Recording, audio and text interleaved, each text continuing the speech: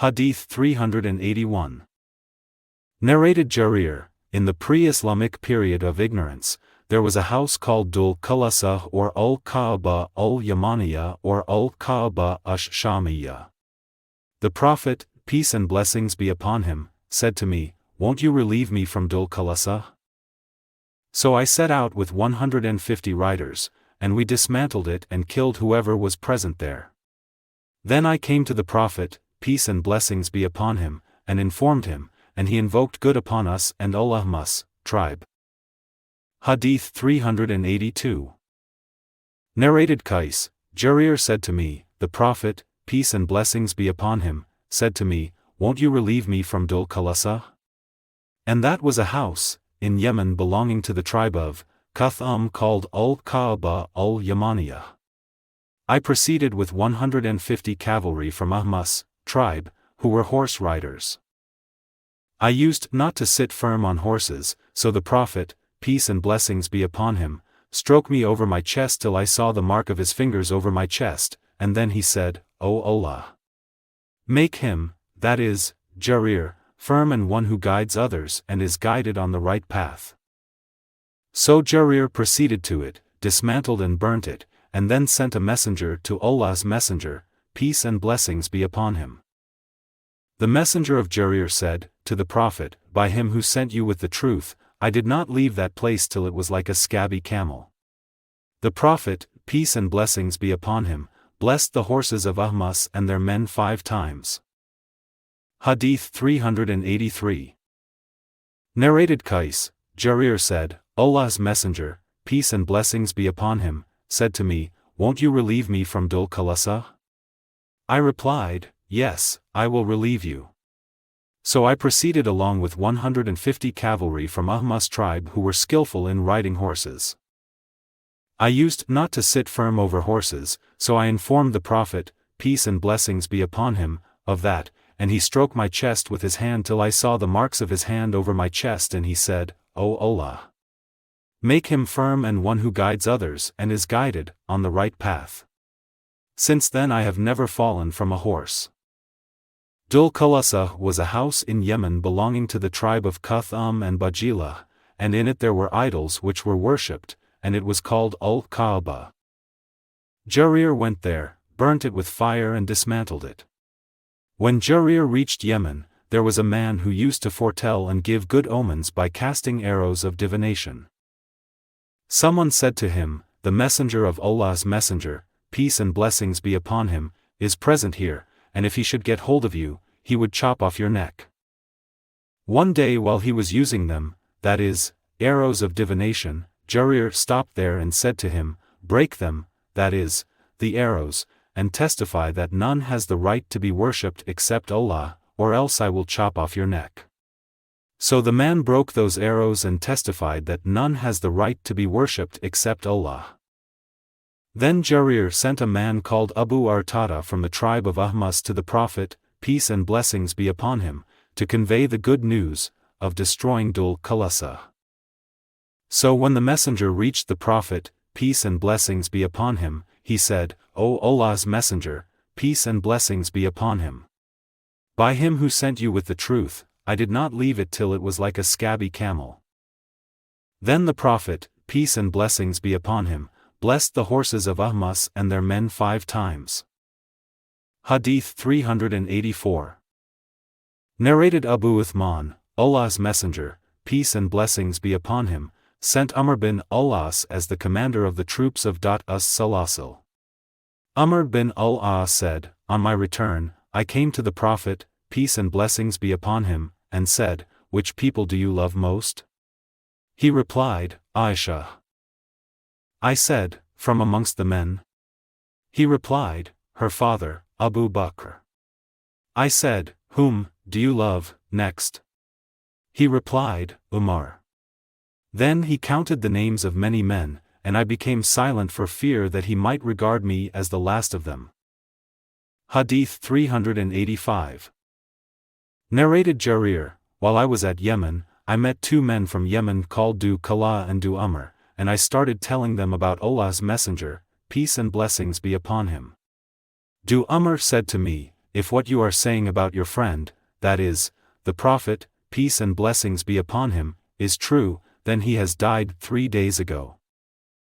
Then both of them accompanied me to Medina, and when we had covered some distance on the way to Medina, we saw some riders coming from Medina. We asked them and they said, "Allah's Messenger, peace and blessings be upon him, has died and Abu Bakr has been appointed as the caliph and the people are in a good state."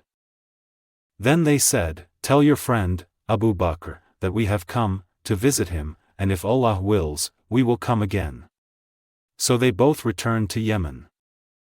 When I told Abu Bakr their statement, he said to me, "I wish you had brought them to me." Afterwards I met Amr, and he said to me, "O Jarir, you have done a favor to me and I am going to tell you something, that is, you, the nation of Arabs, will remain prosperous as long as you choose and appoint another chief whenever a former one is dead. But if authority is obtained by the power of the sword, then the rulers will become kings who will get angry as kings get angry, and will be delighted as kings get delighted." Hadith 386.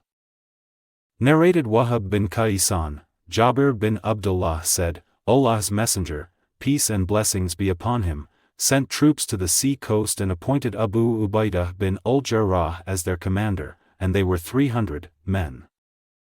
We set out, and we had covered some distance on the way, when our journey food ran short. So Abu Ubaidah ordered that all the food present with the troops be collected, and it was collected. Our journey food was dates, and Abu Ubaidah kept on giving us our daily ration from it little by little, piecemeal, till it decreased to such an extent that we did not receive except a date each. I asked, "Jabir, how could one date benefit you?" He said, "We came to know its value when even that finished." Jabir added, "Then we reached the sea coast, where we found a fish like a small mountain. The people, that is, troops, ate of it for 18 nights, that is, days. Then Abu Ubaidah ordered that 2 of its ribs be fixed on the ground, in the form of an arch, and that a she-camel be ridden and passed under them. So it passed under them without touching them." Hadith 387. Narrated Jabir bin Abdullāh, Allah's Messenger, peace and blessings be upon him, sent us who were 300 riders under the command of Abu Ubaidah bin al-Jarrah in order to watch the caravan of the Quraysh pagans. We stayed at the seashore for half a month and were struck with such severe hunger that we ate even the kabat, that is, the leaves of the salam, a thorny desert tree, and because of that, the army was known as Jaysh al-Kabat. Then the sea threw out an animal, that is, a fish, called al-Unbur, and we ate of that for half a month, and rubbed its fat on our bodies till our bodies returned to their original state, that is, became strong and healthy. Abu Ubaidah took one of its ribs, fixed it on the ground, then he went to the tallest man of his companions, to let him pass under the rib. Once Sufyan said, he took a rib from its parts and fixed it, and then took a man and camel and they passed from underneath it, without touching it. Jabir added, "There was a man amongst the people who slaughtered 3 camels and then slaughtered another 3 camels and then slaughtered another 3 camels, and then Abu Ubaidah forbade him to do so." Narrated Abu Salih, Qais bin Sa'd said to his father, "I was present in the army and the people were struck with severe hunger. He said, 'You should have slaughtered camels for them.' Qais said, 'I did slaughter camels but they were hungry again.' He said, 'You should have slaughtered camels again.' Qais said, 'I did slaughter camels again but the people felt hungry again.' He said, 'You should have slaughtered camels again.' Qais said, 'I did slaughter camels again, but the people again felt hungry.' He said, 'You should have slaughtered camels again.' Qais said, 'But I was forbidden by Abu Ubaidah this time.' Hadith 388. Narrated Jabir, we set out in the army of al-Kabat and Abu Ubaidah was the commander of the troops. We were struck with severe hunger, and the sea threw out a dead fish the like of which we had never seen, and it was called al-Unbar. We ate of it for half a month. Abu Ubaidah took, and fixed, one of its bones and a rider passed underneath it, without touching it. Jabir added, Abu Ubaidah said, to us, eat of that fish. When we arrived at Medina, we informed the Prophet, peace and blessings be upon him, about that, and he said, eat, for it is food Allah has brought out for you, and feed us if you have some of it. So some of them gave him, of that fish, and he ate it. Hadith 389. Narrated Abu Hurairah, that during the Hajj in which the Prophet, peace and blessings be upon him, had made Abu Bakr as-Siddiq as chief of the Hajj before the Hajjat-ul-Wada, on the day of Nahr, Abu Bakr sent him along with a group of persons to announce to the people, no pagan is permitted to perform Hajj after this year, and nobody is permitted to perform the tawaf of the Kaaba naked. Hadith 390. Narrated Al-Bara, the last surah which was revealed in full was Bara, that is, Surah At-Tawbah, and the last surah, that is, part of a surah, which was revealed was the last verses of Surah An-Nisa. They ask you for a legal decision. Say, Allah directs, thus, about those who have no descendants or ascendants as heirs. Surah 4, Ayah 177. Hadith 391. Narrated Imran bin Husayn, a delegation from Banu Tamim came to the Prophet, peace and blessings be upon him. The Prophet, peace and blessings be upon him, said, accept the good tidings, O Banu Tamim. They said, O Allah's Messenger, peace and blessings be upon him. You have given us good tidings, so give us something. Signs of displeasure appeared on his face. Then another delegation from Yemen came and he said, to them, accept the good tidings, for Banu Tamim refuses to accept them. They replied, we have accepted them, O Allah's Messenger, peace and blessings be upon him. Hadith 392. Narrated Abu Hurairah, I have not ceased to like Banu Tamim ever since I heard of three qualities attributed to them by Allah's Messenger, peace and blessings be upon him. He said, they, out of all my followers, will be the strongest opponent of Ad-Dajjal. Aisha had a slave girl from them, and the Prophet, peace and blessings be upon him, told her to manumit her as she was from the descendants of the Prophet, Ishmael, and when their zakat was brought, the Prophet, peace and blessings be upon him, said, this is the zakat of my people. Hadith 393. Narrated Ibn Abi Mulaika, Abdullāh bin Az-Zubayr said that a group of riders belonging to Banu Tamim came to the Prophet, peace and blessings be upon him. Abu Bakr said, to the Prophet, peace and blessings be upon him, appoint Ka'b bin Malik bin Zurara as their ruler. Umar said, to the Prophet, peace and blessings be upon him, no. But appoint Al-Aqra bin Habis. Thereupon Abu Bakr said, to Umar, you just wanted to oppose me. Umar replied, I did not want to oppose you. So both of them argued so much that their voices became louder, and then the following divine verses were revealed in that connection, O you who believe. Do not be forward in the presence of Allah and His Apostle. Till the end of verse, Surah 49, Ayah 1. Hadith 394. Narrated Abu Jamrah, I said to Ibn Abbas, I have an earthenware pot containing nabid, that is, water and dates or grapes, for me, and I drink of it while it is sweet. If I drink much of it and stay with the people for a long time, I get afraid that they may discover it, for I will appear as if I were drunk. Ibn Abbas said, a delegation of Abdul-Qais came to Allah's Messenger, peace and blessings be upon him, and he said, welcome, O people. Neither will you have disgrace nor will you regret. They said, O Allah's Messenger, peace and blessings be upon him. There are the Mudar pagans between you and us, so we cannot come to you except in the sacred months. So please teach us some orders on acting upon which we will enter paradise. Besides, we will preach that to our people who are behind us. The Prophet, peace and blessings be upon him, said, I order you to do 4 things and forbid you from 4 things. I order you to believe in Allah. Do you know what is to believe in Allah? That is to testify that none has the right to be worshipped except Allah. I order you also to offer prayers perfectly, to pay zakat, and to fast the month of Ramadan and to give the kumus, that is, 1/5 of the booty, for Allah's sake.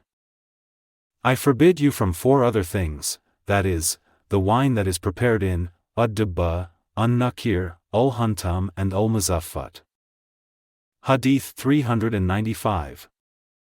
Narrated Ibn Abbas, the delegation of Abdul-Qais came to the Prophet, peace and blessings be upon him, and said, O Allah's Messenger, peace and blessings be upon him. We belong to the tribe of Rabi'ah. The infidels of Mudar tribe intervened between us and you, so that we cannot come to you except in the sacred months, so please order us some things we may act on, and invite those left behind to act on. The Prophet, peace and blessings be upon him, said, I order you to observe 4 things and forbid you from 4 things. I order you, to believe in Allah, that is, to testify that none has the right to be worshipped except Allah. The Prophet, peace and blessings be upon him, pointed with his finger, indicating 1, and added, to offer prayers perfectly, to give zakat, and to give 1/5 of the booty you win, for Allah's sake. I forbid you to use ad-Dubba, an-Nakir, al-Huntam and al-Muzaffat, utensils used for preparing alcoholic liquors and drinks. Hadith 396.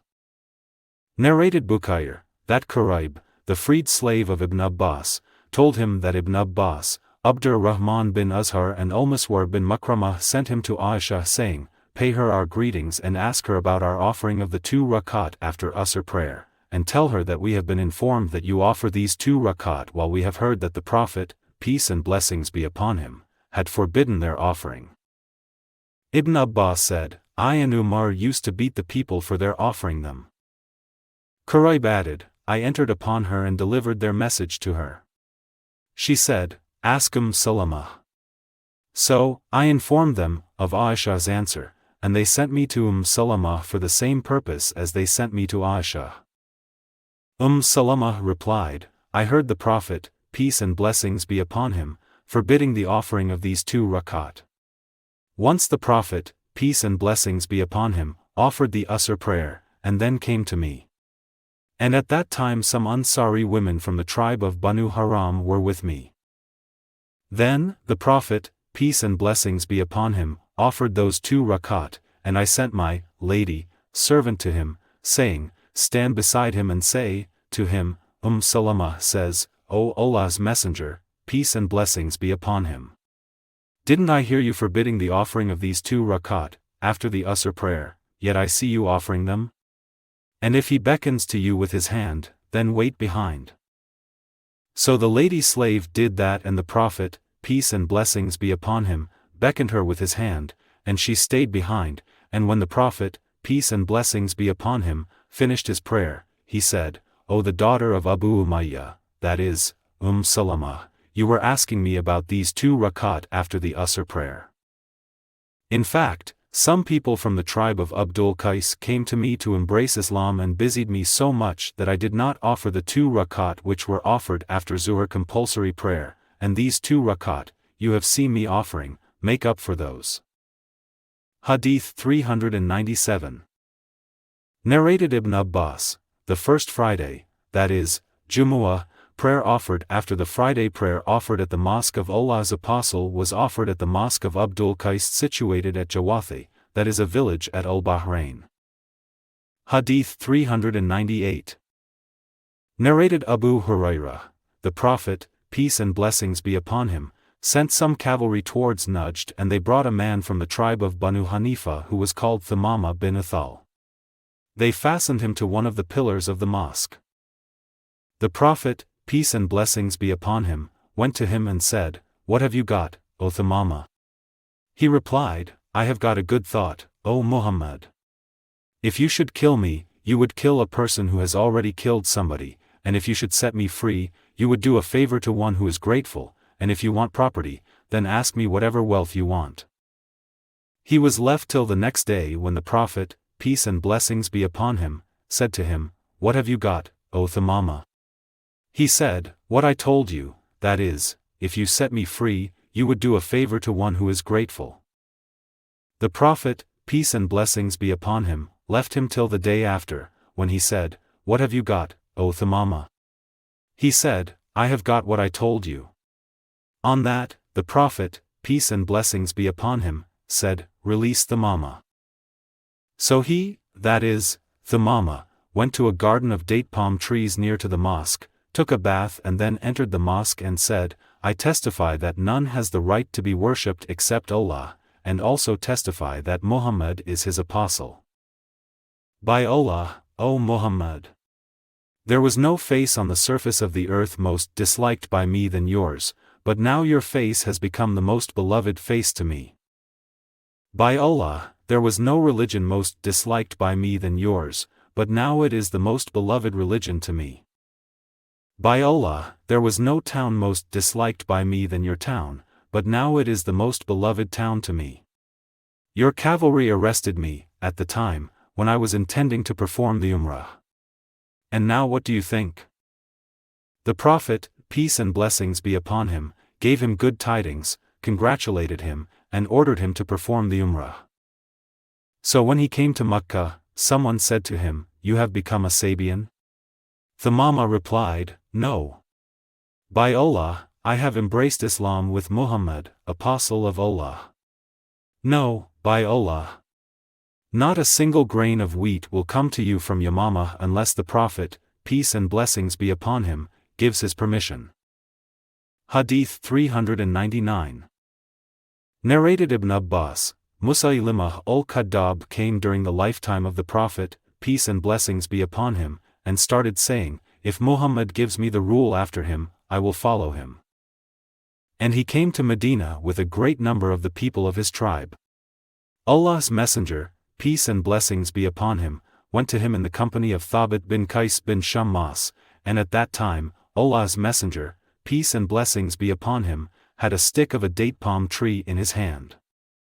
When he, that is, the Prophet, peace and blessings be upon him, stopped near Musaylimah while the latter was amidst his companions, he said to him, "If you ask me for this piece of stick, I will not give it to you, and Allah's order you cannot avoid, but you will be destroyed, and if you turn your back from this religion, then Allah will destroy you. And I think you are the same person who was shown to me in my dream, and this is Thabit bin Qais who will answer your questions on my behalf." Then the Prophet, peace and blessings be upon him, went away from him. I asked about the statement of Allah's Messenger, peace and blessings be upon him, "You seem to be the same person who was shown to me in my dream," and Abu Hurairah informed me that Allah's Messenger, peace and blessings be upon him, said, "When I was sleeping, I saw, in a dream, 2 bangles of gold on my hands and that worried me. And then I was inspired divinely in the dream that I should blow on them, so I blew on them and both the bangles flew away. And I interpreted it that 2 liars, who would claim to be prophets, would appear after me. One of them has proved to be Al Ansi, and the other Musaylimah." Hadith 400. Narrated Abu Hurairah, Allah's Messenger, peace and blessings be upon him, said, "While I was sleeping, I was given the treasures of the earth and 2 gold bangles were put in my hands, and I did not like that, but I received the inspiration that I should blow on them, and I did so, and both of them vanished. I interpreted it as referring to the 2 liars between whom I am present, the ruler of Sana'a and the ruler of Yamama." Hadith 401. Narrated Abu Raja al-Utaridi, "We used to worship stones, and when we found a better stone than the first one, we would throw the first one and take the latter, but if we could not get a stone, then we would collect some earth, that is, soil, and then bring a sheep and milk that sheep over it, and perform the tawaf around it. When the month of Rajab came, we used to stop the military actions, calling this month the iron remover, for we used to remove and throw away the iron parts of every spear and arrow in the month of Rajab." Abu Raja added, "When the Prophet, peace and blessings be upon him, was sent with Allah's message, I was a boy working as a shepherd of my family camels. When we heard the news about the appearance of the Prophet, peace and blessings be upon him, we ran to the fire, that is, to Musaylimah al-Kadhdhab." Hadith 402. Narrated Ubaydullah bin Abdullah bin Utbah, we were informed that Musaylimah al-Kadhdab had arrived in Medina and stayed in the house of the daughter of Al-Harith. The daughter of Al-Harith bin Qurayz was his wife and she was the mother of Abdullah bin Amir. There came to him Allah's messenger, peace and blessings be upon him, accompanied by Thabit bin Qais bin Shammas, who was called the orator of Allah's messenger, peace and blessings be upon him. Allah's messenger, peace and blessings be upon him, had a stick in his hand then. The Prophet, peace and blessings be upon him, stopped before Musaylimah and spoke to him. Musaylimah said to him, if you wish, we would not interfere between you and the rule, on condition that the rule will be ours after you. The Prophet, peace and blessings be upon him, said, if you asked me for this stick, I would not give it to you. I think you are the same person who was shown to me in a dream. And this is Thabit bin al-Qais who will answer you on my behalf. The Prophet, peace and blessings be upon him, then went away.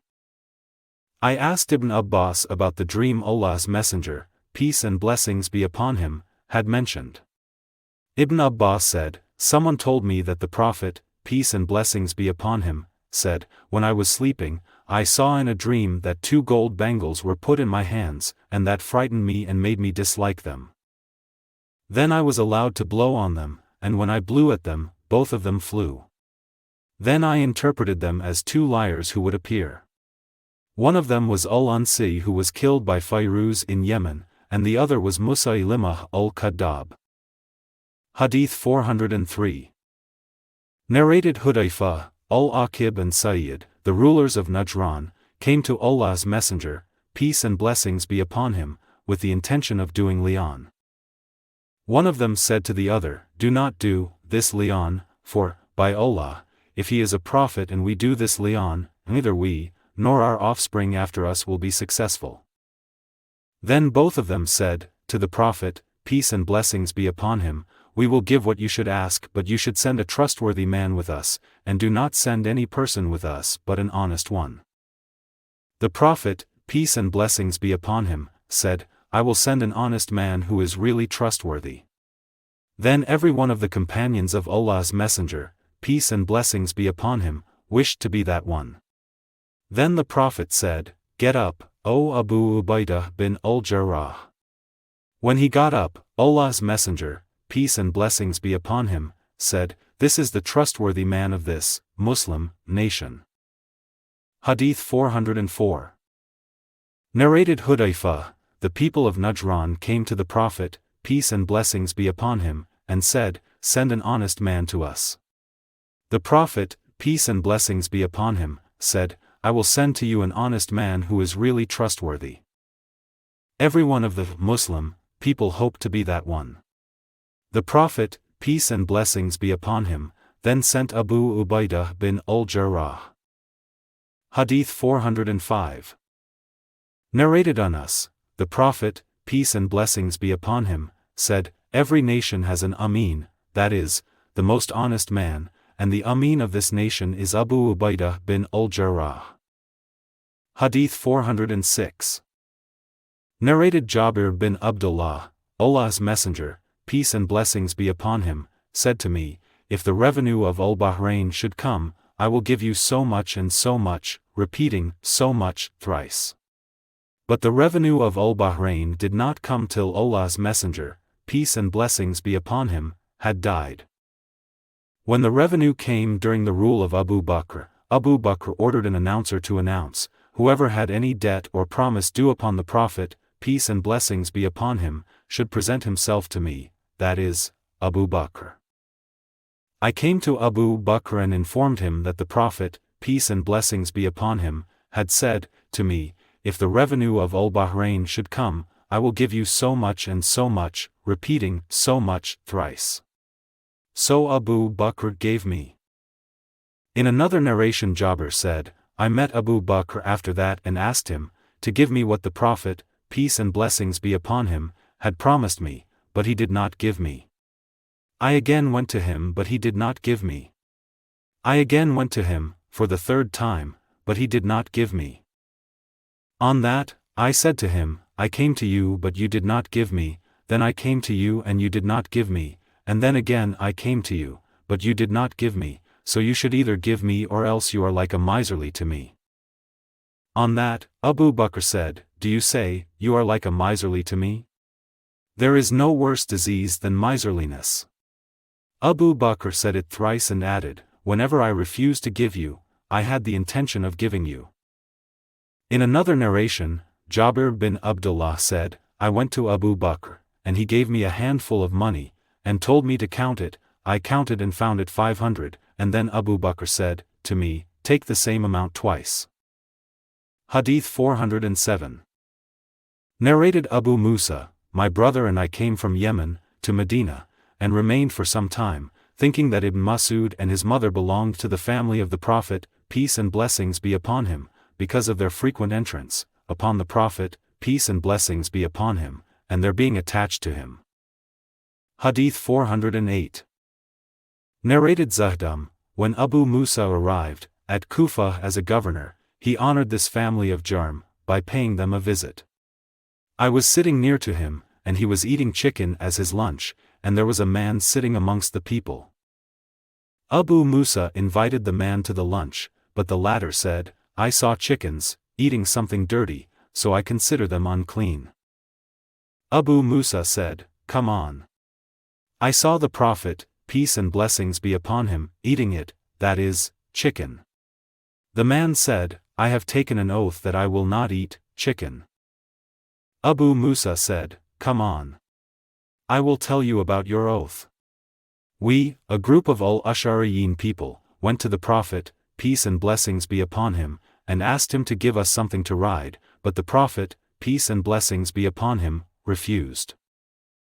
Then we asked him for the second time to give us something to ride, but the Prophet, peace and blessings be upon him, took an oath that he would not give us anything to ride. After a while, some camels of booty were brought to the Prophet, peace and blessings be upon him, and he ordered that 5 camels be given to us. When we took those camels we said, We have made the Prophet, peace and blessings be upon him, forget his oath, and we will not be successful after that. So I went to the Prophet, peace and blessings be upon him, and said, O Allah's Apostle! You took an oath that you would not give us anything to ride, but you have given us. He said, Yes, for if I take an oath, and later I see a better solution than that, I act on the later, and give the expiation of that oath. Hadith 409. Narrated Imran bin Husayn, the people of Banu Tamim came to Allah's Messenger, peace and blessings be upon him, and he said, Be glad, that is, have good tidings, O Banu Tamim. They said, As you have given us good tidings, then give us some material things. On that, the features of Allah's Messenger, peace and blessings be upon him, changed, that is, he took it ill. Then some people from Yemen came, and the Prophet, peace and blessings be upon him, said to them, Accept good tidings, as Banu Tamim have not accepted them. They said, We accept them, O Allah's Messenger, peace and blessings be upon him. Hadith 410. Narrated Abu Mas'ud, the Prophet, peace and blessings be upon him, beckoned with his hand towards Yemen and said, Belief is there. The harshness and mercilessness are the qualities of those farmers etc., who are busy with their camels and pay no attention to the religion, is towards the east, from where the side of the head of Satan will appear. Those are the tribes of Rabi'ah and Mudar. Hadith 411. Narrated Abu Hurairah, the Prophet, peace and blessings be upon him, said, The people of Yemen have come to you and they are more gentle and soft-hearted. Belief is Yemenite and wisdom is Yemenite, while pride and haughtiness are the qualities of the owners of camels, that is, Bedouins. Calmness and solemnity are the characters of the owners of sheep. Hadith 412. Narrated Abu Hurairah, the Prophet, peace and blessings be upon him, said, Belief is Yemenite, while afflictions appear from there, the east, from where the side of the head of Satan will appear. Hadith 413. Narrated Abu Hurairah, the Prophet, peace and blessings be upon him, said, The people of Yemen have come to you, and they are more soft-hearted and gentle-hearted people. The capacity for understanding religion is Yemenite and wisdom is Yemenite.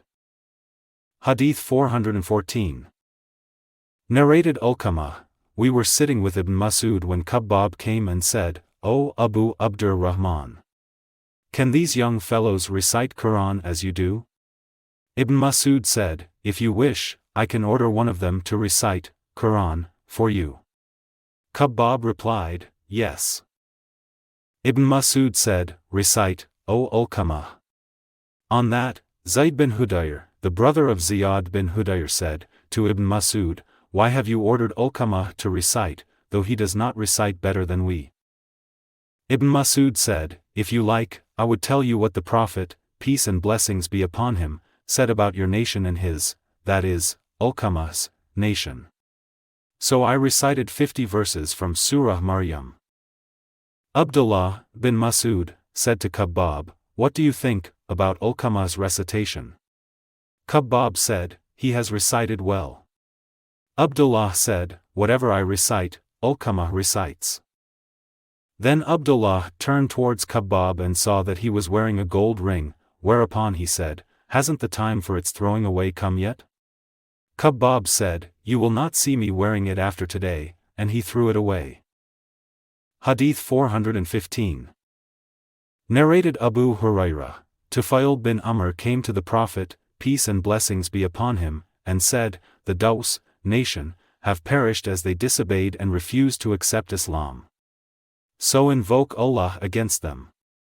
But the Prophet, peace and blessings be upon him, said, O Allah, give guidance to the Daws tribe, and bring them to Islam. Hadith 416.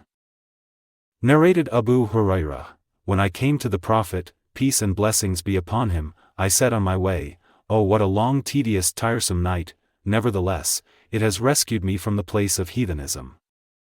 A slave of mine ran away on the way. When I reached the Prophet, peace and blessings be upon him, I gave him the oath of allegiance, for Islam, and while I was sitting with him, suddenly the slave appeared. The Prophet, peace and blessings be upon him, said to me, O Abu Hurairah, here is your slave. I said, he, that is, the slave, is free, for Allah's sake, and manumitted him. Hadith 417. Narrated Adi bin Hatim, we came to Umar in a delegation, during his rule. He started calling the men one by one, calling each by his name.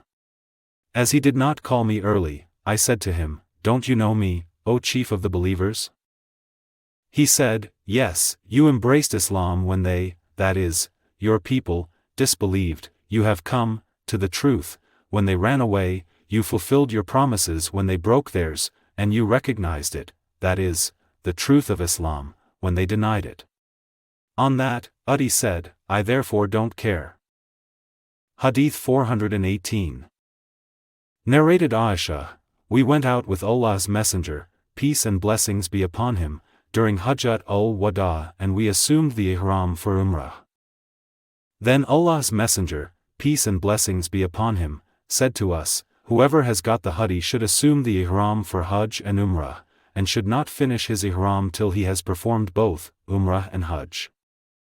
I arrived at Makkah along with him, that is, the Prophet, peace and blessings be upon him, while I was menstruating, so I did not perform the tawaf around the Kaaba or between Safa and Marwa.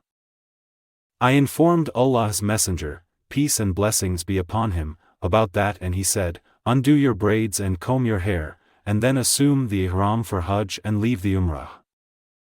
I did so, and when we performed and finished the Hajj, Allah's Messenger, peace and blessings be upon him, sent me to At-Tanim along with my brother, Abdurrahman bin Abu Bakr as-Siddiq to perform the Umrah. The Prophet, peace and blessings be upon him, said, this Umrah is in lieu of your missed Umrah.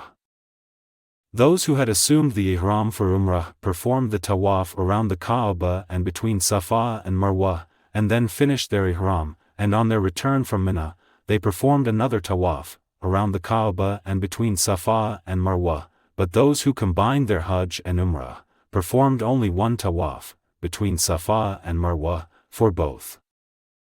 Hadith 419.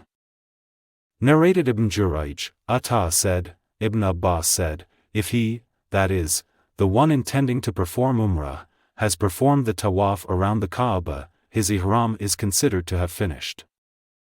I said, what proof does Ibn Abbas has as to this saying?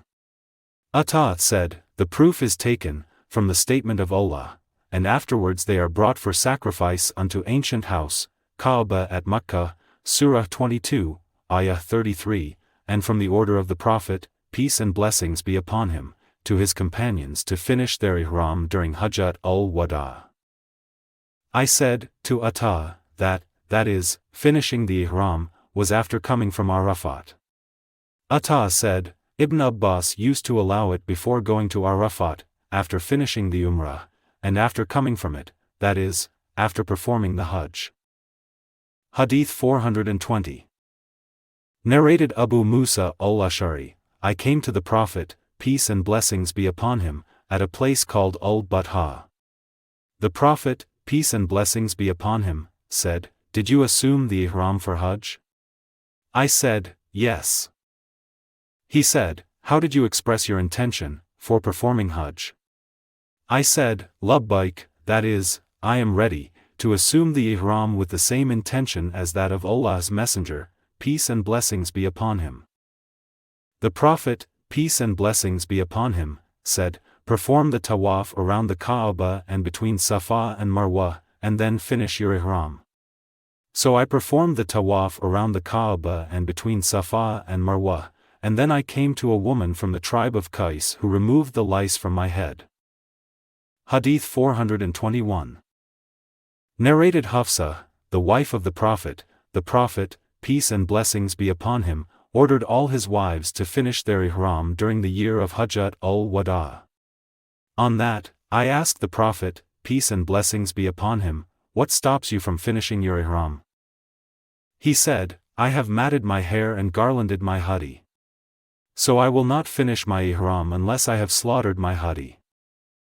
Hadith 422. Narrated Ibn Abbas, a woman from the tribe of Qais asked for the verdict of Allah's Messenger, peace and blessings be upon him, regarding something, during Hajjat-ul-Wada while Al-Fadl bin Abbas was the companion rider behind Allah's Messenger, peace and blessings be upon him.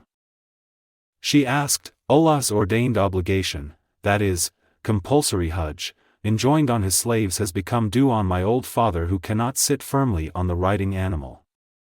Will it be sufficient if I perform the Hajj on his behalf? He said, yes.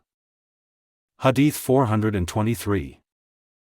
Narrated, Abdullāh bin Umar, the Prophet, peace and blessings be upon him, arrived, at Makkah, in the year of the conquest of Makkah, while Usama was riding behind him on his she-camel, Al-Qaswa. Bilal and Uthman bin Talha were accompanying him. When he made his she-camel kneel down near the Kaaba, he said to Uthman, get us the key of the Kaaba. He brought the key to him and opened the gate of the Kaaba for him. The Prophet, Usama, Bilal and Uthman bin Talha entered the Kaaba and then closed the gate behind them, from inside. The Prophet, peace and blessings be upon him, stayed there for a long period and then came out.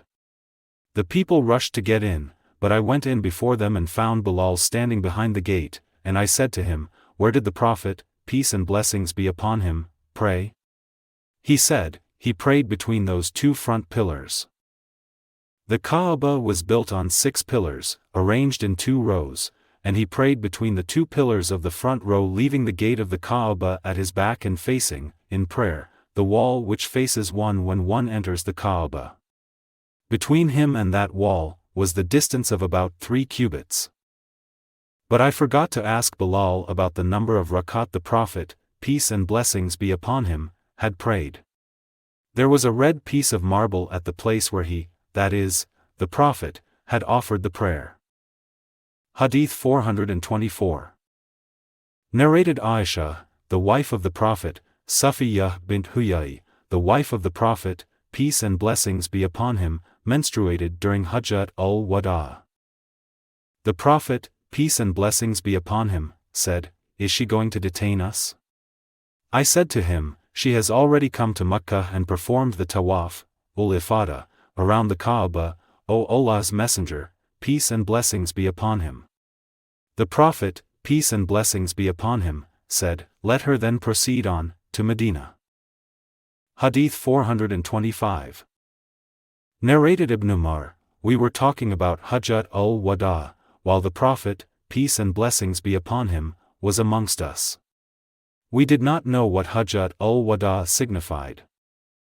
The Prophet, peace and blessings be upon him, praised Allah and then mentioned Al-Masih ad-Dajjal and described him extensively, saying, Allah did not send any prophet but that prophet warned his nation of Al-Masih ad-Dajjal. Noah and the prophets following him warned their people of him. He will appear amongst you, O Muhammad's followers, and if it happens that some of his qualities may be hidden from you, but your Lord's state is clear to you and not hidden from you. The Prophet, peace and blessings be upon him, said it thrice, verily, your Lord is not blind in one eye, while he, that is, ad-Dajjal, is blind in the right eye which looks like a grape bulging out of its cluster. No doubt. Allah has made your blood and your properties sacred to one another like the sanctity of this day of yours, in this town of yours, in this month of yours. The Prophet, peace and blessings be upon him, added, no doubt. Haven't I conveyed Allah's message to you? They replied, yes. The Prophet, peace and blessings be upon him, said thrice, O Allah, be witness for it. The Prophet, peace and blessings be upon him, added, woe to you. Or said, may Allah be merciful to you. Do not become infidels after me, that is, my death, by cutting the necks, throats, of one another. Hadith 426. Narrated Zayd bin Arqam, the Prophet, peace and blessings be upon him, fought 19 Ghazwas and performed only one Hajj after he migrated to Medina, and did not perform another Hajj after it, and that was Hajj-ul-Wada. Abu Ishaq said, he performed when he was in Mecca.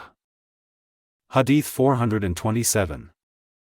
Narrated Jarir, the Prophet, peace and blessings be upon him, ordered me during Hajjat-ul-Wada, ask the people to listen. He then said, do not become infidels after me by cutting the necks, throats, of one another. Hadith 428. Narrated Abu Bakr, the Prophet, peace and blessings be upon him, said, time has taken its original shape which it had when Allah created the heavens and the earth. The year is of 12 months, 4 of which are sacred, and out of these, 3 are in succession, that is, Dhul-Qa'dah, Dhul-Hijjah and Al-Muharram, and the 4th is Rajab which is named after the Mudar tribe, between the month of Jumada, Athaniya, and Sha'ban. Then the Prophet, peace and blessings be upon him, asked, which is this month? We said, Allah and his apostle know better.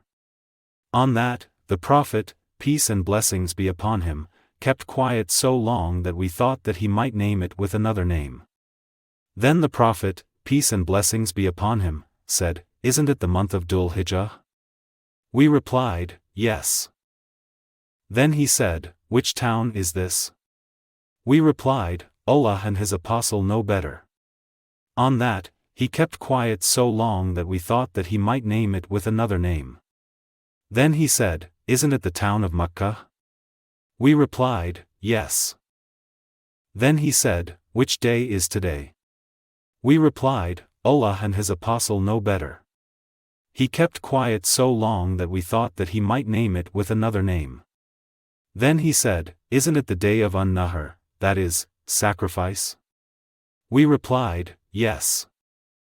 He said, so your blood, your properties, the sub-narrator Muhammad said, I think the Prophet, peace and blessings be upon him, also said, and your honor, are sacred to one another like the sanctity of this day of yours, in this city of yours, in this month of yours, and surely, you will meet your Lord, and he will ask you about your deeds.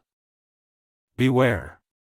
Do not become infidels after me, cutting the throats of one another. It is incumbent on those who are present to convey this message, of mine, to those who are absent. May be that some of those to whom it will be conveyed will understand it better than those who have actually heard it. The sub-narrator, Muhammad, on remembering that narration, used to say, Muhammad spoke the truth. He, that is, the Prophet, peace and blessings be upon him, then added twice, no doubt. Haven't I conveyed Allah's message to you? Hadith 429. Narrated Tariq bin Shihab, some Jews said, had this verse been revealed to us, we would have taken that day as Eid, festival. Umar said, what verse? They said, this day I have perfected your religion for you, completed my favor upon you, and have chosen for you Islam as your religion. Surah 5, Ayah 3. Umar said, I know the place where it was revealed while Allah's Messenger, peace and blessings be upon him, was staying at Arafat. Hadith 430. Narrated Aisha, we set out with Allah's Messenger, peace and blessings be upon him, and some of us assumed the ihram for Umrah, some assumed it for Hajj, and some assumed it for both Hajj and Umrah. Allah's Messenger, peace and blessings be upon him, assumed the ihram for Hajj. So those who had assumed the ihram for Hajj or for both Hajj and Umrah did not finish their ihram till the day of An-Nahr, that is, slaughter of sacrifices. Malik also narrated as above, saying, we set out, with Allah's Messenger, peace and blessings be upon him, in Hajjat-ul-Wada. This hadith also reaches us through another chain. Hadith 431. Narrated Sa'd, the Prophet, peace and blessings be upon him, visited me during Hajjat-ul-Wada while I was suffering from a disease which brought me to the verge of death. I said, O Allah's Messenger, peace and blessings be upon him. My ailment has reached such a bad state as you see, and I have much wealth, but I have no one to inherit from me except my only daughter. Shall I give 2/3 of my property as alms, in charity? The Prophet, peace and blessings be upon him, said, no. I said, shall I give half of my property as alms? He said, no. I said, shall I give 1/3 of it? He replied, 1/3, and even 1/3 is too much. It is better for you to leave your inheritors wealthy rather than to leave them poor, begging people, for their sustenance, and whatever you spend for Allah's sake, you will get reward for it even for the morsel of food which you put in your wife's mouth. I said, O Allah's Messenger, peace and blessings be upon him. Should I remain, in Makkah, behind my companions, who are going with you to Medina? The Prophet, peace and blessings be upon him, said, if you remain behind, any good deed which you will do for Allah's sake will upgrade and elevate you. Maybe you will live longer so that some people may benefit by you and some others, that is, infidels, may get harmed by you. The Prophet, peace and blessings be upon him, then added, O Allah, complete the migration of my companions and do not turn them on their heels. But the poor Sa'd bin Khawlah, not the above-mentioned Sa'd, died in Makkah. Allah's Messenger, peace and blessings be upon him, pitied Sa'd for he died in Makkah. Hadith 432. Narrated Ibn Umar, the Prophet, peace and blessings be upon him, got his head shaved during Hajjat-ul-Wada. Hadith 433. Narrated Ibn Umar, during Hajjat-ul-Wada, the Prophet, peace and blessings be upon him, and some of his companions got their heads shaved while some of his companions got their head hair cut short. Hadith 434. Narrated Abdullāh bin Abbas, that he came riding a donkey when Allah's Apostle was standing at Mina during Hajjat-ul-Wada, leading the people in prayer. The donkey passed in front of a part of the row, of the people offering the prayer. Then he dismounted from it and took his position in the row with the people. Hadith 435. Narrated Hisham's father, in my presence, Usama was asked about the speed of the Prophet, peace and blessings be upon him, during his Hajj. He replied, it was ul-Anak, that is, moderate easy speed, and if he encountered an open space, he used to increase his speed. Hadith 436. Narrated Abdullah bin Yazid al-Qutmi, that Abu Ayyub informed him that he offered the Maghrib and Isha prayers together with the Prophet, peace and blessings be upon him, during Hajjat-ul-Wada. Hadith 437. Narrated Abu Musa, my companion sent me to Allah's Messenger, peace and blessings be upon him, to ask him for some animals to ride on as they were accompanying him in the army of Al Usrah, and that was the Ghazwa, battle, of Tabuk. I said, O Allah's Prophet, my companions have sent me to you to provide them with means of transportation. He said, by Allah, I will not make you ride anything. It happened that when I reached him, he was in an angry mood, and I didn't notice it. So I returned in a sad mood because of the refusal of the Prophet, peace and blessings be upon him, and for the fear that the Prophet, peace and blessings be upon him, might have become angry with me. So I returned to my companions and informed them of what the Prophet, peace and blessings be upon him, had said. Only a short while had passed when I heard Bilal calling, O Abdullah bin Qais. I replied to his call.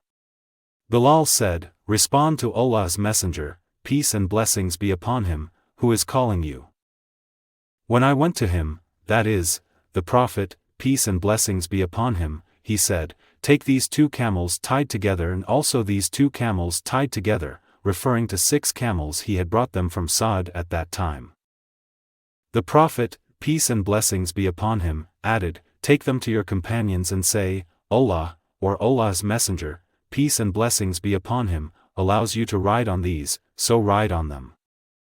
So I took those camels to them and said, the Prophet, peace and blessings be upon him, allows you to ride on these, camels, but by Allah, I will not leave you till some of you proceed with me to somebody who heard the statement of Allah's Messenger, peace and blessings be upon him. Do not think that I narrate to you a thing which Allah's Messenger, peace and blessings be upon him, has not said. They said to me, we consider you truthful, and we will do what you like. The sub-narrator added, so Abu Musa proceeded along with some of them till they came to those who have heard the statement of Allah's Messenger, peace and blessings be upon him, wherein he denied them, some animals to ride on, and, his statement, whereby he gave them the same. So these people told them the same information as Abu Musa had told them. Hadith 438. Narrated Sa'd, Allah's Messenger, peace and blessings be upon him, set out for Tabuk, appointing Ali as his deputy, in Medina. Ali said, do you want to leave me with the children and women? The Prophet, peace and blessings be upon him, said, will you not be pleased that you will be to me like Aaron to Moses? But there will be no prophet after me. Hadith 439. Narrated Safwan bin Ya'la bin Umayyah, that his father said, I participated in Al Usrah, that is, Tabuk, along with the Prophet, peace and blessings be upon him. Ya'la added, my participation in that Ghazwa was the best of my deeds to me.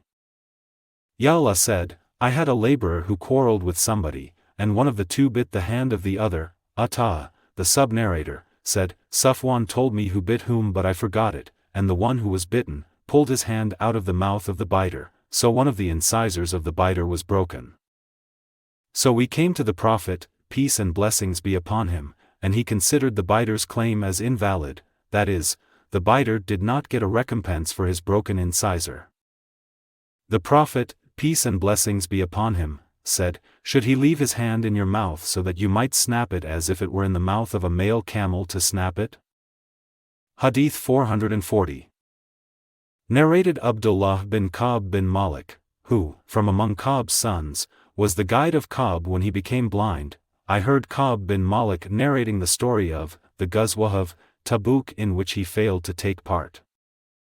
Ka'b said, I did not remain behind Allah's Messenger, peace and blessings be upon him, in any Ghazwa that he fought except the Ghazwa of Tabuk, and I failed to take part in the Ghazwa of Badr, but Allah did not admonish anyone who had not participated in it, for in fact, Allah's Messenger, peace and blessings be upon him, had gone out in search of the caravan of Quraysh till Allah made them, that is, the Muslims, and their enemy meet without any appointment. I witnessed the night of Al-Aqaba, pledge, with Allah's Messenger, peace and blessings be upon him, when we pledged for Islam, and I would not exchange it for the Badr battle, although the Badr battle is more popular amongst the people than it, that is, Al-Aqaba pledge. As for my news, in this battle of Tabuk, I had never been stronger or wealthier than I was when I remained behind the Prophet, peace and blessings be upon him, in that Ghazwa. By Allah, never had I 2 she-camels before, but I had then at the time of this Ghazwa. Whenever Allah's Messenger, peace and blessings be upon him, wanted to make a Ghazwa, he used to hide his intention by apparently referring to different Ghazwa till it was the time of that Ghazwa of Tabuk, which Allah's Messenger, peace and blessings be upon him, fought in severe heat, facing a long journey, desert, and the great number of enemy. So the Prophet, peace and blessings be upon him, announced to the Muslims clearly their destination, so that they might get prepared for their Ghazwa. So he informed them clearly of the destination he was going to. Allah's Messenger, peace and blessings be upon him, was accompanied by a large number of Muslims who could not be listed in a book, namely, a register.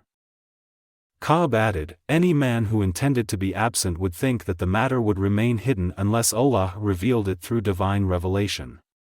So Allah's Messenger, peace and blessings be upon him, fought that Ghazwa at the time when the fruits had ripened and the shade looked pleasant. Allah's Messenger, peace and blessings be upon him, and his companions prepared for the battle, and I started to go out in order to get myself ready along with them, but I returned without doing anything. I would say to myself, I can do that. So I kept on delaying it every now and then till the people got ready and Allah's Messenger, peace and blessings be upon him, and the Muslims along with him departed, and I had not prepared anything for my departure, and I said, I will prepare myself for departure 1 or 2 days after him, and then join them. In the morning following their departure, I went out to get myself ready but returned having done nothing. Then again in the next morning, I went out to get ready but returned without doing anything. Such was the case with me till they hurried away and the battle was missed by me. Even then I intended to depart to take them over. I wish I had done so. But it was not in my luck. So, after the departure of Allah's Messenger, peace and blessings be upon him, whenever I went out and walked amongst the people, that is, the remaining persons, it grieved me that I could see none around me, but one accused of hypocrisy or one of those weak men whom Allah had excused. Allah's Messenger, peace and blessings be upon him, did not remember me till he reached Tabuk. So while he was sitting amongst the people in Tabuk, he said, what did Ka'b do? A man from Banu Salama said, O Allah's Messenger, peace and blessings be upon him. He has been stopped by his 2 burdas, that is, garments, and is looking at his own flanks with pride. Then Mu'adh bin Jabal said, what a bad thing you have said. By Allah! O Allah's Apostle! We know nothing about him but good. Allah's Messenger, peace and blessings be upon him, kept silent. Ka'b bin Malik added, when I heard that he, that is, the Prophet, peace and blessings be upon him, was on his way back to Medina, I got dipped in my concern, and began to think of false excuses, saying to myself, how can I avoid his anger tomorrow? And I took the advice of every wise member of my family in this matter. When it was said that Allah's Messenger, peace and blessings be upon him, had come near, all the evil false excuses abandoned from my mind, and I knew well that I could never come out of this problem by forging a false statement. Then I decided firmly to speak the truth. So Allah's Messenger, peace and blessings be upon him, arrived in the morning, and whenever he returned from a journey, he used to visit the mosque first of all and offer a 2-rakat prayer therein and then sit for the people. So when he had done all that, this time, those who had failed to join the battle of Tabuk came and started offering false excuses and taking oaths before him. They were something over 80 men. Allah's Messenger, peace and blessings be upon him, accepted the excuses they had expressed, took their pledge of allegiance, asked for Allah's forgiveness for them, and left the secrets of their hearts for Allah to judge. Then I came to him, and when I greeted him, he smiled a smile of an angry person and then said, come on. So I came walking till I sat before him. He said to me, "What stopped you from joining us? Had you not purchased an animal for carrying you?" I answered, "Yes, O Allah's Messenger, peace and blessings be upon him. But by Allah, if I were sitting before any person from among the people of the world other than you, I would have avoided his anger with an excuse. By Allah, I have been bestowed with the power of speaking fluently and eloquently, but by Allah, I know well that if today I tell you a lie to seek your favor, Allah would surely make you angry with me in the near future, but if I tell you the truth, though you will get angry because of it, I hope for Allah's forgiveness." Really, by Allah, there was no excuse for me. By Allah, I had never been stronger or wealthier than I was when I remained behind you. Then Allah's Messenger, peace and blessings be upon him, said, "As regards this man, he has surely told the truth. So get up till Allah decides your case." I got up, and many men of Banu Salamah followed me and said to me, "By Allah, we never witnessed you doing any sin before this. Surely, you failed to offer excuse to Allah's Messenger, peace and blessings be upon him, as the others who did not join him have offered. The prayer of Allah's Messenger, peace and blessings be upon him, to Allah to forgive you would have been sufficient for you. By Allah, they continued blaming me so much that I intended to return to the Prophet, peace and blessings be upon him, and accuse myself of having told a lie, but I said to them, "Is there anybody else who has met the same fate as I have?" They replied, "Yes, there are 2 men who have said the same thing as you have, and to both of them was given the same order as given to you." I said, "Who are they?" They replied, "Murara bin ar-Rabi al-Amri and Hilal bin Umayyah al-Waqifi." By that, they mentioned to me 2 pious men who had attended the Ghazwa, battle, of Badr, and in whom there was an example for me. So I did not change my mind when they mentioned them to me. Allah's Messenger, peace and blessings be upon him, forbade all the Muslims to talk to us, the 3 aforesaid persons out of all those who had remained behind in that Ghazwa.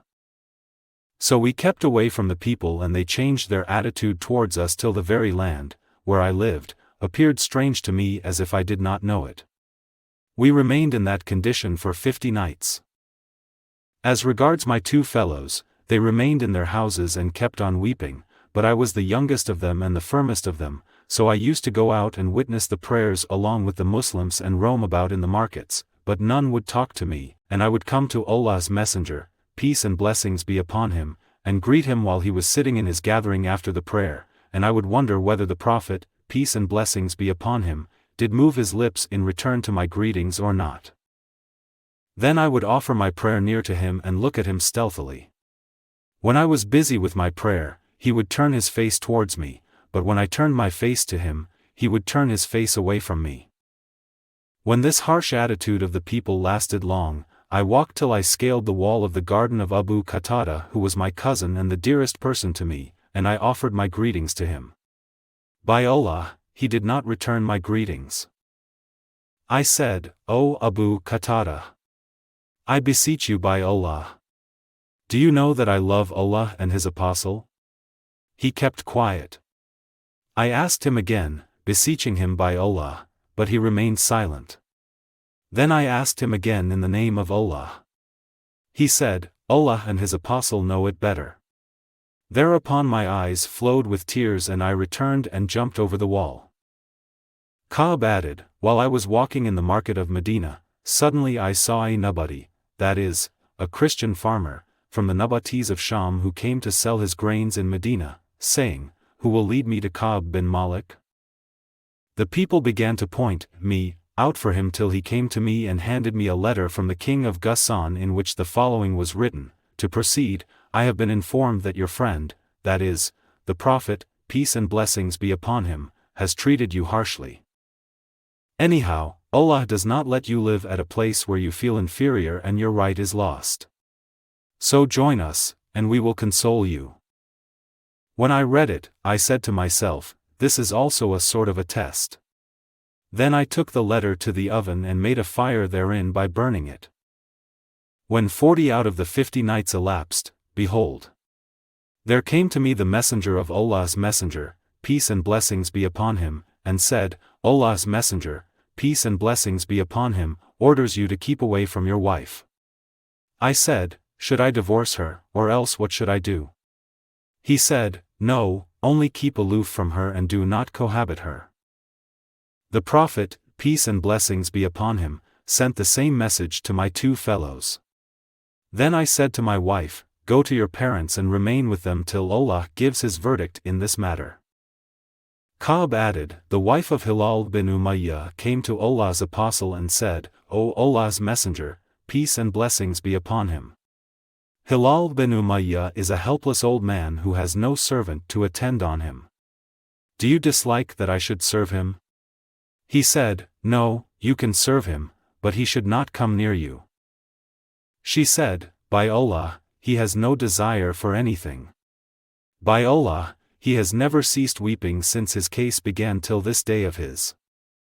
On that, some of my family members said to me, will you also ask Allah's Messenger, peace and blessings be upon him, to permit your wife to serve you, as he has permitted the wife of Hilal bin Umayyah to serve him?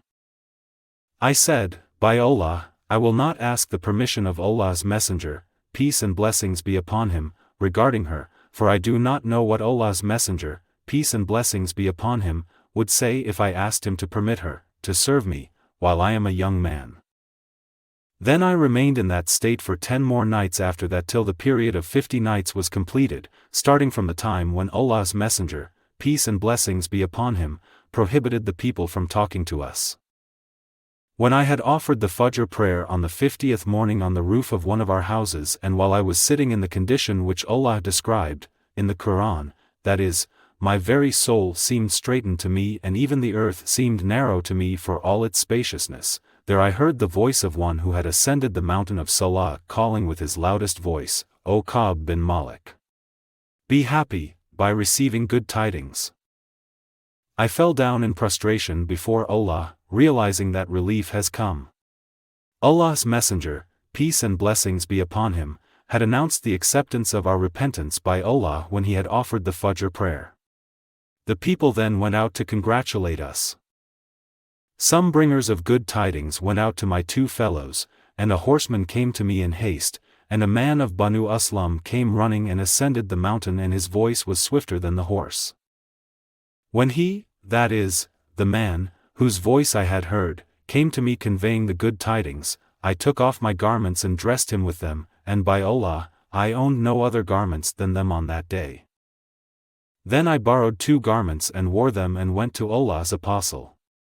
The people started receiving me in batches, congratulating me on Allah's acceptance of my repentance, saying, we congratulate you on Allah's acceptance of your repentance. Ka'b further said, when I entered the mosque, I saw Allah's Messenger, peace and blessings be upon him, sitting with the people around him. Talha bin Ubaidullah swiftly came to me, shook hands with me and congratulated me. By Allah, none of the Muhajirin, that is, emigrants, got up for me except him, that is, Talha, and I will never forget this for Talha. Ka'b added, when I greeted Allah's Messenger, peace and blessings be upon him, his face being bright with joy, and he said, be happy with the best day that you have got ever since your mother delivered you. Ka'b added, I said to the Prophet, peace and blessings be upon him, is this forgiveness from you or from Allah? He said, no, it is from Allah. Whenever Allah's Messenger, peace and blessings be upon him, became happy, his face would shine as if it were a piece of moon, and we all knew that characteristic of him. When I sat before him, I said, O Allah's Messenger, peace and blessings be upon him. Because of the acceptance of my repentance I will give up all my wealth as alms for the sake of Allah and his apostle. Allah's apostle said, keep some of your wealth, as it will be better for you. I said, so I will keep my share from Khaybar with me, and added, O Allah's Messenger, peace and blessings be upon him. Allah has saved me for telling the truth, so it is a part of my repentance not to tell but the truth as long as I am alive. By Allah, I do not know any one of the Muslims whom Allah has helped for telling the truth more than me. Since I have mentioned that truth to Allah's Messenger, peace and blessings be upon him, till today, I have never intended to tell a lie. I hope that Allah will also save me from telling lies the rest of my life. So Allah revealed to his apostle the verse, "Verily, Allah has forgiven the Prophet, the Muhajirin, that is, emigrants." Up to his saying, "And be with those who are true, in word and deed." Surah 9, Ayat 117 to 119. By Allah, Allah has never bestowed upon me, apart from his guiding me to Islam, a greater blessing than the fact that I did not tell a lie to Allah's Messenger, peace and blessings be upon him, which would have caused me to perish as those who have told a lie perished, for Allah described those who told lies with the worst description he ever attributed to anybody else. Allah said, "They, that is, the hypocrites, will swear by Allah to you when you return to them," up to his saying, "Certainly Allah is not pleased with the rebellious people." Surah 9, Ayat 95 to 96. Ka'b added, "We, the three persons, differed altogether from those whose excuses Allah's apostle accepted when they swore to him. He took their pledge of allegiance and asked Allah to forgive them, but Allah's Messenger, peace and blessings be upon him, left our case pending till Allah gave his judgment about it. As for that, Allah said, and to the three, he did forgive also, who remained behind." Surah 9, Ayah 118. What Allah said, in this verse, does not indicate our failure to take part in the Ghazwa, but it refers to the deferment of making a decision by the Prophet, peace and blessings be upon him, about our case in contrast to the case of those who had taken an oath before him and he excused them by accepting their excuses. Hadith 441. Narrated Ibn Umar, when the Prophet, peace and blessings be upon him, passed by Al-Hijr, he said, "Do not enter the dwelling places of those people who were unjust to themselves, unless you enter in a weeping state, lest the same calamity as of theirs should befall you." Then he covered his head and made his speed fast till he crossed the valley. Hadith 442. Narrated Ibn Umar, Allah's Messenger, peace and blessings be upon him, said to his companions who were at Al-Hijr, "Do not enter upon these people who are being punished, except in a weeping state, lest the same calamity as of theirs should befall you." Hadith 443.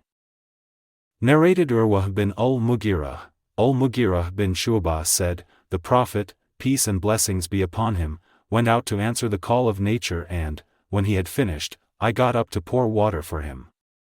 I think that he said that the event had taken place during the Ghazwa of Tabuk."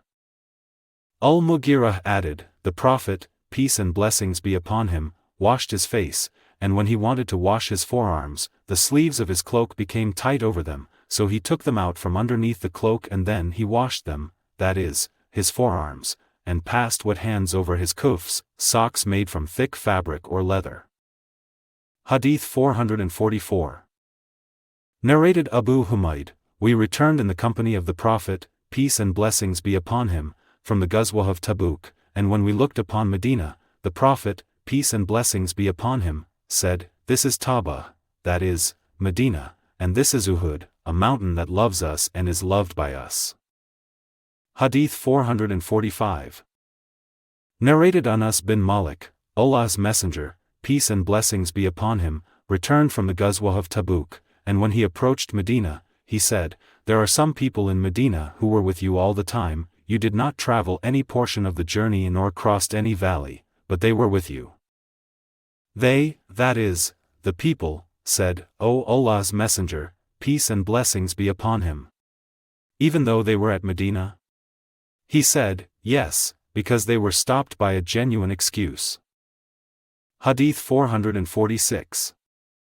Narrated Ibn Abbas, Allah's Messenger, peace and blessings be upon him, sent a letter to Khosrau with Abdullah bin Hudafa as-Sahmi and told him to hand it over to the governor of Al-Bahrain. The governor of Al-Bahrain handed it over to Khosrau, and when he read the letter, he tore it into pieces. The sub-narrator added, "I think that Ibn al-Musayyab said, Allah's apostle invoked Allah to tear them all, Khosrau and his companions, totally into pieces." Hadith 447. Narrated Abu Bakr, during the days of the battle of Al-Jamal, Allah benefited me with a word I had heard from Allah's apostle after I had been about to join the companions of Al-Jamal, that is, the camel, and fight along with them. When Allah's messenger, peace and blessings be upon him, was informed that the Persians had crowned the daughter of Khosrau as their ruler, he said, such people as ruled by a lady will never be successful. Hadith 448.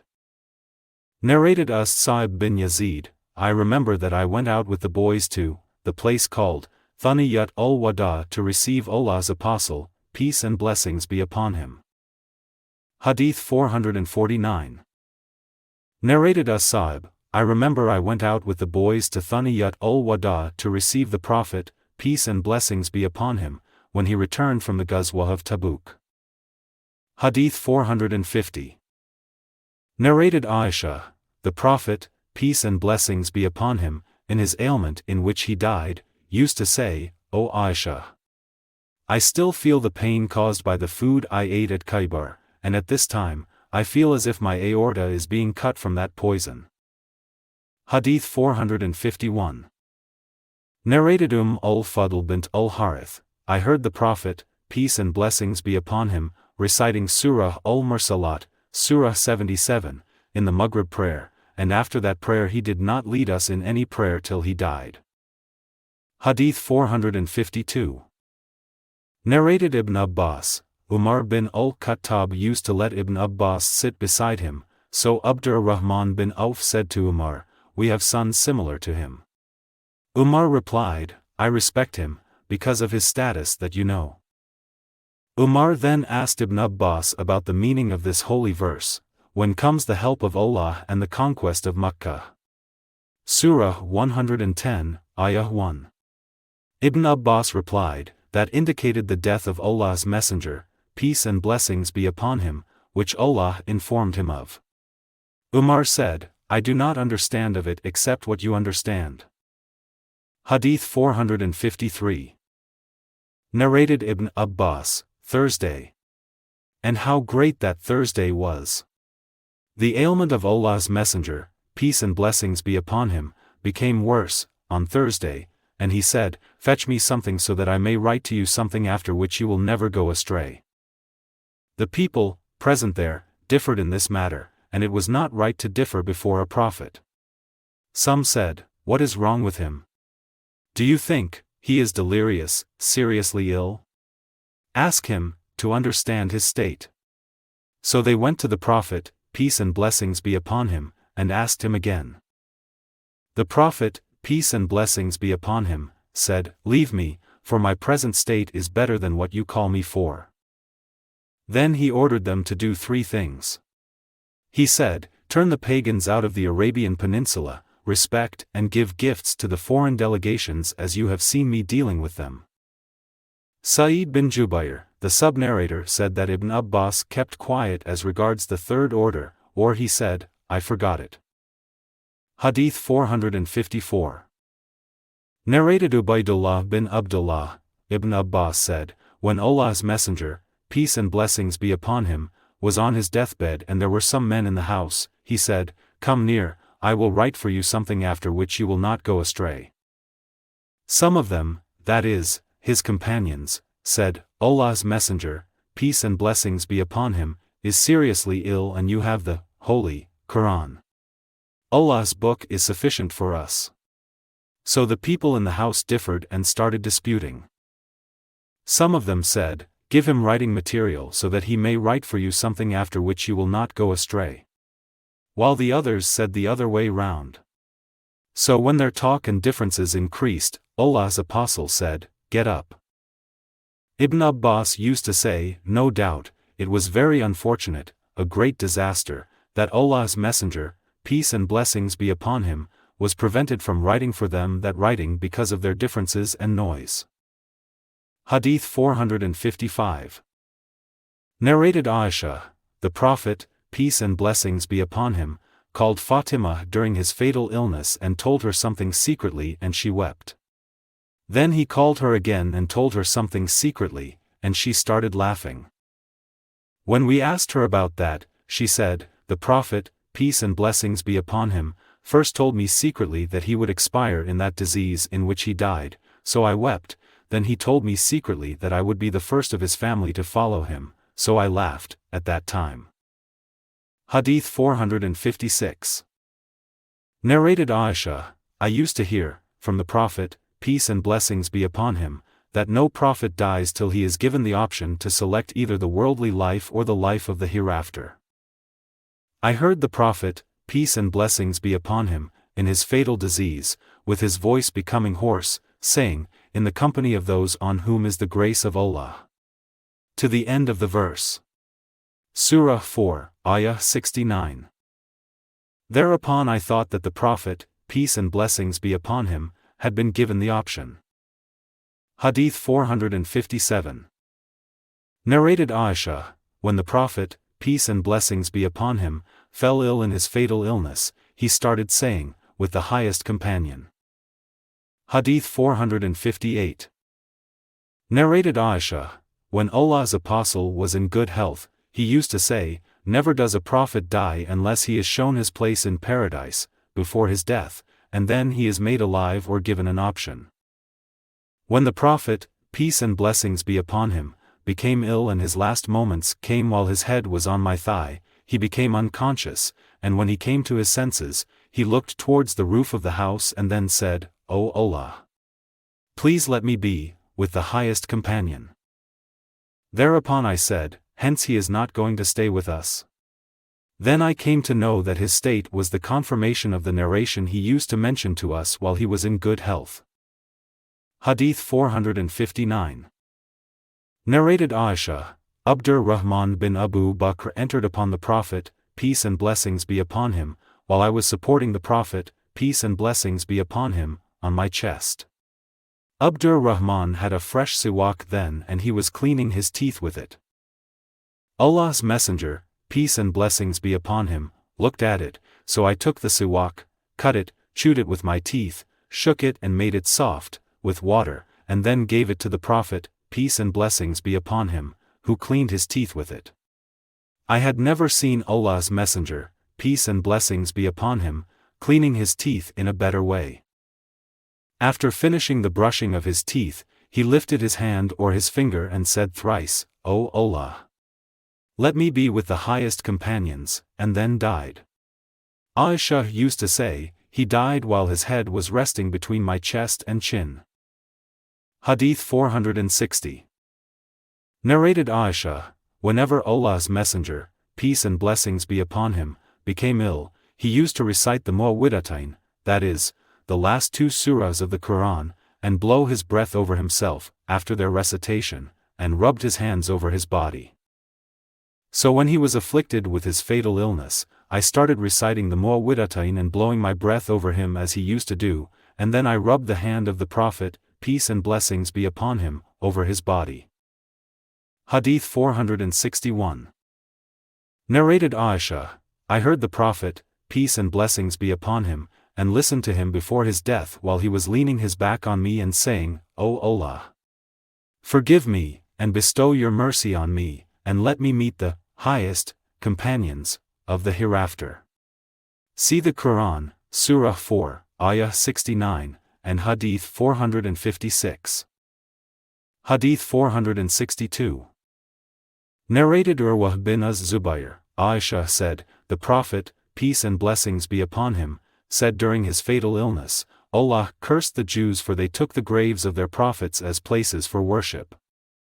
Aisha added, had it not been for that statement of the Prophet, peace and blessings be upon him, his grave would have been made conspicuous. But he was afraid that it might be taken as a place for worship. Hadith 463. Narrated Aisha, the wife of the Prophet, when the ailment of Allah's Messenger, peace and blessings be upon him, became aggravated, he requested his wives to permit him to be treated, nursed in my house, and they gave him permission. He came out to my house, walking between two men with his feet dragging on the ground, between Abbas bin Abdul Muttalib and another man. Ubaydullah said, I told Abdullāh of what Aisha had said. Abdullah bin Abbas said to me, do you know who is the other man whom Aisha did not name? I said, no. Ibn Abbas said, it was Ali bin Abu Talib. Aisha, the wife of the Prophet, peace and blessings be upon him, used to narrate saying, when Allah's Messenger, peace and blessings be upon him, entered my house and his disease became aggravated, he said, pour on me the water of 7 water skins, the mouths of which have not been untied, so that I may give advice to the people. So we let him sit in a big basin belonging to Hafsa, the wife of the Prophet, peace and blessings be upon him, and then started to pour water on him from these water skins till he started pointing to us with his hands intending to say, you have done your job. Aisha added, then he went out to the people and led them in prayer and preached to them. Hadith 464. Aisha and Abdullah bin Abbas said, when Allah's Messenger, peace and blessings be upon him, became ill seriously, he started covering his face with his woolen sheet, and when he felt short of breath, he removed it from his face and said, that is so. Allah's curse be on the Jews and the Christians, as they took the graves of their prophets as places of worship, intending to warn the Muslims of what they had done. Hadith 465. Aisha added, I argued with Allah's Messenger, peace and blessings be upon him, repeatedly about that matter, that is, his order that Abu Bakr should lead the people in prayer in his place when he was ill, and what made me argue so much was that it never occurred to my mind that after the Prophet, peace and blessings be upon him, the people would ever love a man who had taken his place, and I felt that anybody standing in his place would be a bad omen to the people, so I wanted Allah's Messenger, peace and blessings be upon him, to give up the idea of choosing Abu Bakr to lead the people in prayer. Hadith 466. Narrated Aisha, the Prophet, peace and blessings be upon him, died while he was between my chest and chin, so I never disliked the death agony for anyone after the Prophet, peace and blessings be upon him. Hadith 467.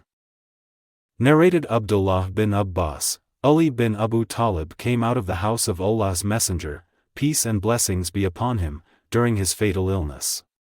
The people asked, O Abu Hassan, that is, Ali, how is the health of Allah's Messenger, peace and blessings be upon him, this morning? Ali replied, he has recovered with the grace of Allah. Abbas bin Abdul Muttalib held him by the hand and said to him, in 3 days you, by Allah, will be ruled by somebody else. And by Allah, I feel that Allah's apostle will die from this ailment of his, for I know how the faces of the offspring of Abdul Muttalib look at the time of their death. So let us go to Allah's Messenger, peace and blessings be upon him, and ask him who will take over the caliphate. If it is given to us we will know as to it, and if it is given to somebody else, we will inform him so that he may tell the new ruler to take care of us. Ali said, by Allah, if we asked Allah's apostle for it, that is, the caliphate, and he denied it to us, the people will never give it to us after that. And by Allah, I will not ask Allah's Messenger, peace and blessings be upon him, for it. Hadith 468. Narrated Anas bin Malik, while the Muslims were offering the Fajr prayer on Monday and Abu Bakr was leading them in prayer, suddenly Allah's Messenger, peace and blessings be upon him, lifted the curtain of Aisha's dwelling and looked at them while they were in the rows of the prayers and smiled. Abu Bakr retreated to join the row, thinking that Allah's apostle wanted to come out for the prayer.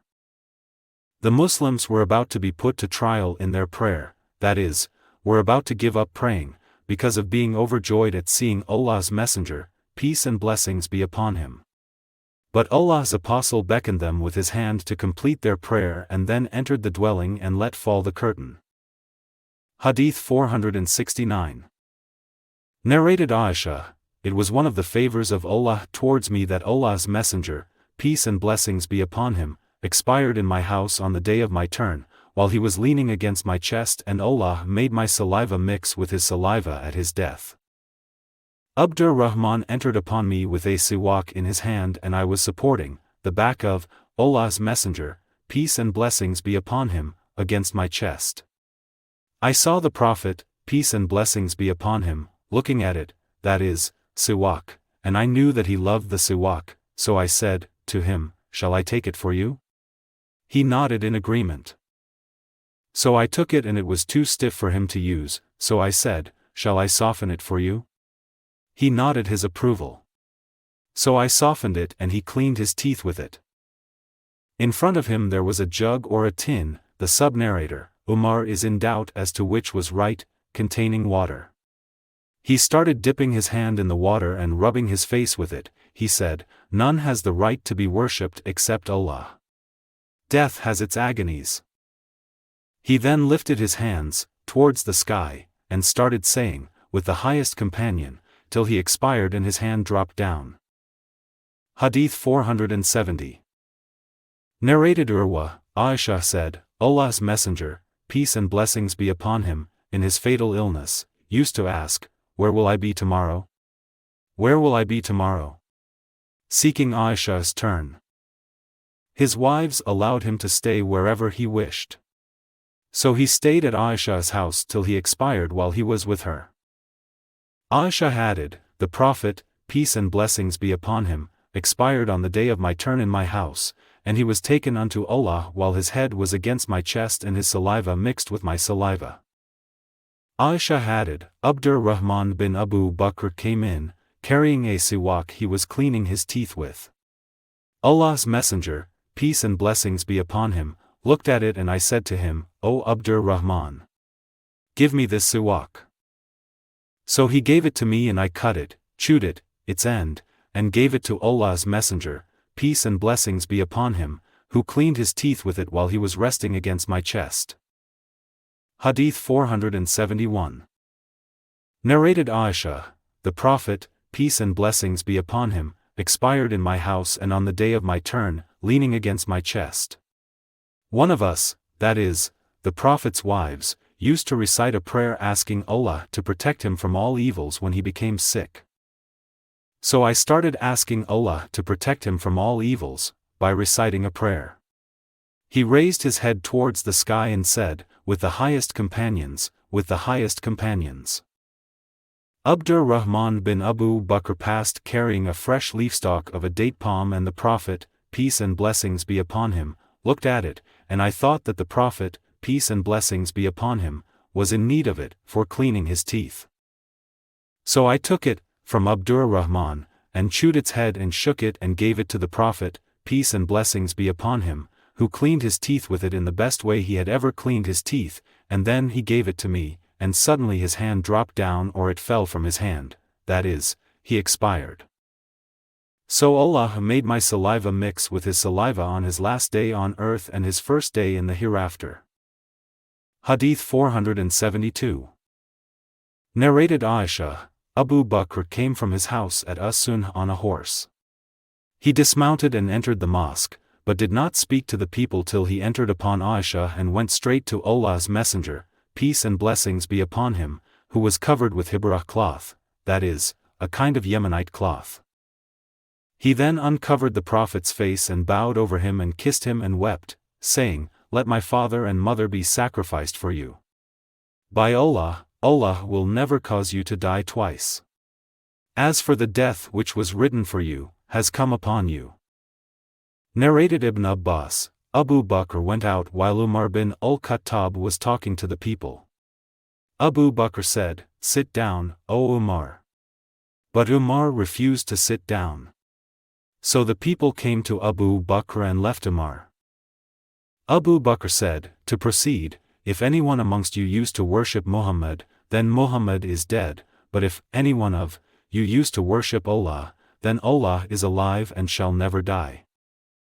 Allah said, "Muhammad is no more than an apostle, and indeed, many apostles have passed away before him," till the end of the verse. Allah will reward to those who are thankful.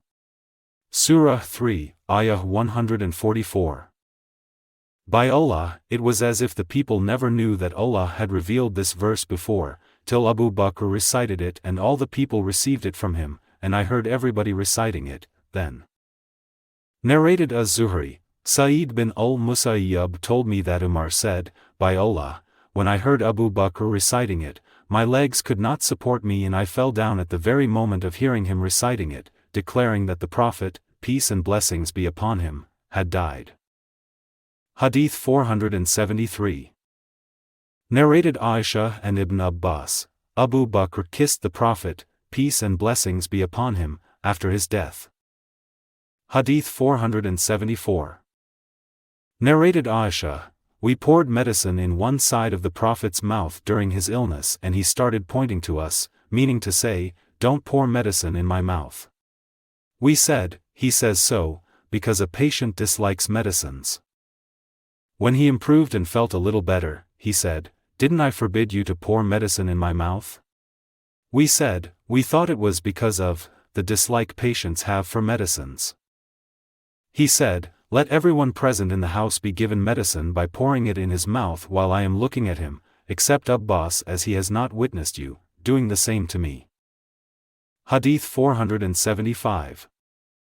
Narrated Al-Aswad, it was mentioned in the presence of Aisha that the Prophet, peace and blessings be upon him, had appointed Ali as successor by will.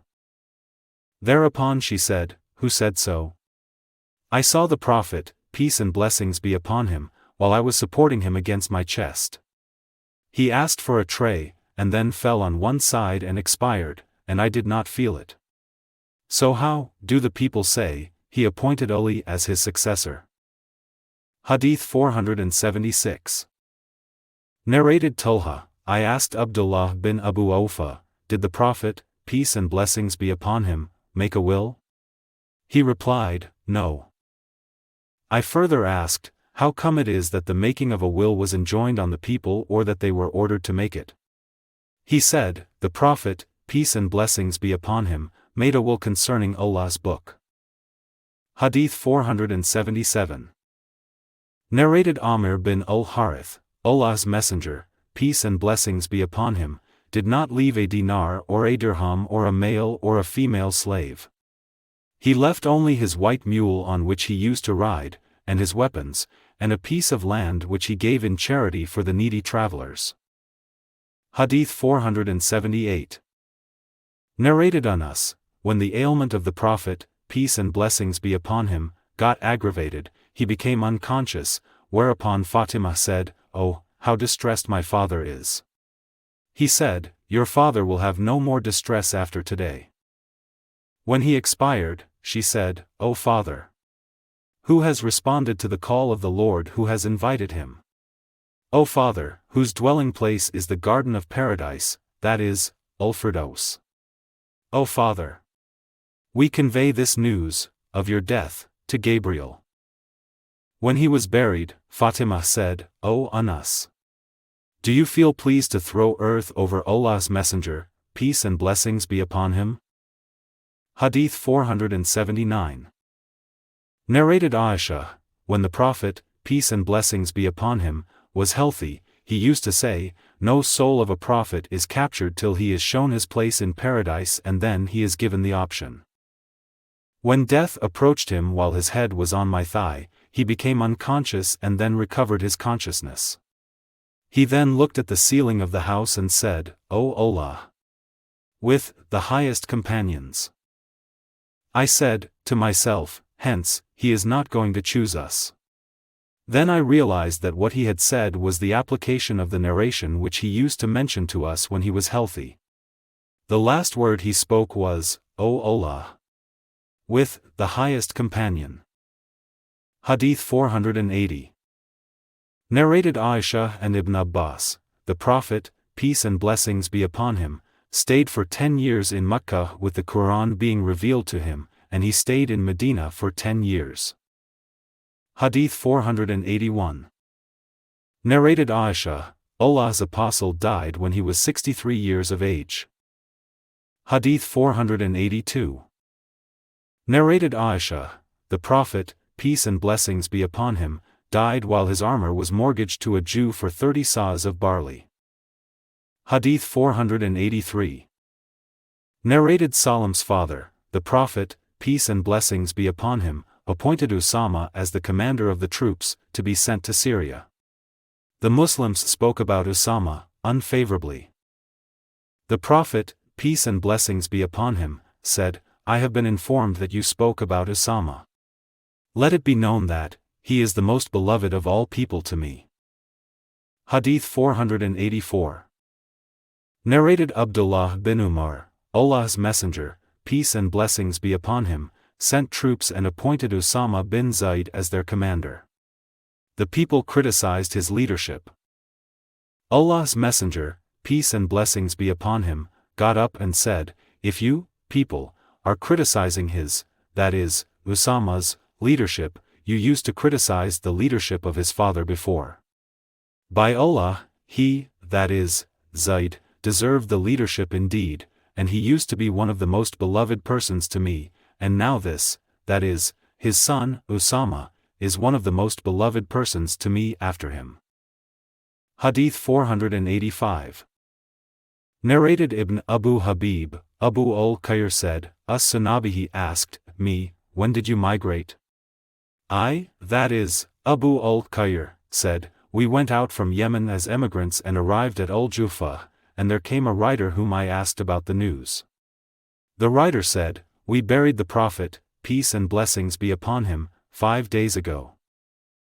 I asked, As-Sunabihi, did you hear anything about the night of Qadr? He replied, Bilal, the Muaddin of the Prophet, peace and blessings be upon him, informed me that it is on one of the 7 nights of the last 10 days, of Ramadan." Hadith 486. Narrated Abu Ishaq, I asked Zayd bin al-Arqam, "In how many Ghazawat did you take part in the company of Allah's Apostle?" He replied, 17. I further asked, "How many Ghazawat did the Prophet, peace and blessings be upon him, fight?" He replied, 19. Hadith 487.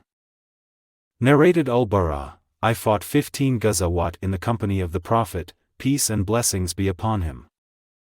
Hadith 488.